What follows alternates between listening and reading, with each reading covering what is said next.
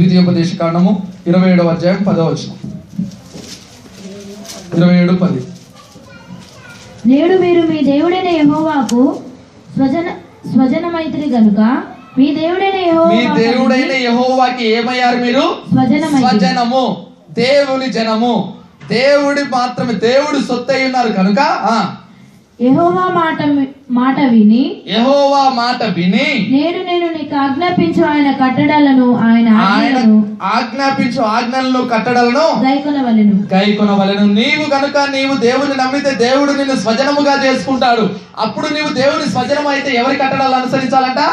ఆయన కట్టడాలను అనుసరించి నడుచుకుంటే ఆ నమ్మకానికి బలం చేకూరుతుంది. నమ్ముతాం, యేసుక్రీస్తు దేవుడని నమ్ముతాం, బానే ఉంటుంది. యేసుక్రీస్తు నిజమైన దేవుడని ఆధారాలు చూపిస్తాం, బానే ఉంటది. కానీ నమ్మిన తరువాత ఎవరి ద్వారా జీవించాలి, ఎవరి వలె జీవించాలి అంటే ఆయన కట్టడలు, ఆయన ఆచారాల ప్రకారము, ఆయన పద్ధతుల ప్రకారము జీవిస్తేనే ఏంటంట?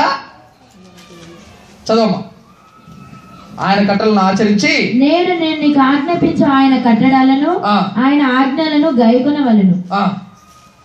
తర్వాత ఆ దినమందే మోషే ప్రజలకు ఆజ్ఞాపించినదేమనగా మీరు యోర్దాను దాటిన తర్వాత షిమ్యోను, లేవి, యూదా, ఇష్మగారు. ఆ మాటలు దేవునితో చెప్పబడిన తర్వాత మోషే వీరిని నడిపించగానే ఏం చేస్తున్నారు? వాళ్ళు నడుస్తూ వెళ్తున్నారు. అంటే నీవు గైకొనకపోతే నీవు నడవలేవు.